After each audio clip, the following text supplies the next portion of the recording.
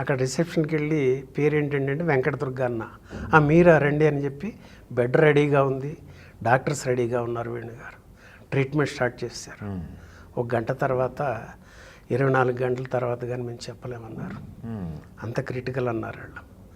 ఆ తర్వాత మళ్ళా ఇక ఆ రోజు ఆ నైటు అంతా అలాగనే ఉన్నాను. ఆ నెక్స్ట్ డేకి ఉదయం డాక్టర్ ఒక స్పెషలిస్ట్ వచ్చారు, విఐపి ట్రీట్మెంట్ నడుస్తూ ఉంది, 48 అవర్స్ అండి అన్నారు మళ్ళీ. ఈ దీంతో లైఫ్ అండ్ డెత్ క్వశ్చన్ అయిపోయి నాకు అంతుపోలా. ఏంటి సార్ అని అడిగితే అప్పుడు చెప్పారు, ఇంతకుముందు ఆపరేషన్ అది చేయించారా ఏంటి అని అడిగితే ఆ పాత రికార్డ్స్ అని ఇస్తే 2011లో మన కేర్ హాస్పిటల్లో ఓపెన్ హార్ట్ సర్జరీ చేసి వాళ్ళు రీప్లేస్ చేశారండి. అప్పుడు దానికి ఒక బ్లడ్ ఒక లెవెల్లో మెయింటైన్ అవ్వడానికి ఎసిట్రోమో 2mg 3mg అని ఉంటాయి ట్యాబ్లెట్స్, డే ఆఫ్టర్ డే అట్లా వాడుతూ ఉండాలి. అది తనేదో మిస్ అయ్యి ఒకే రకం ట్యాబ్లెట్ సంవత్సరం పాటు వాడేసింది.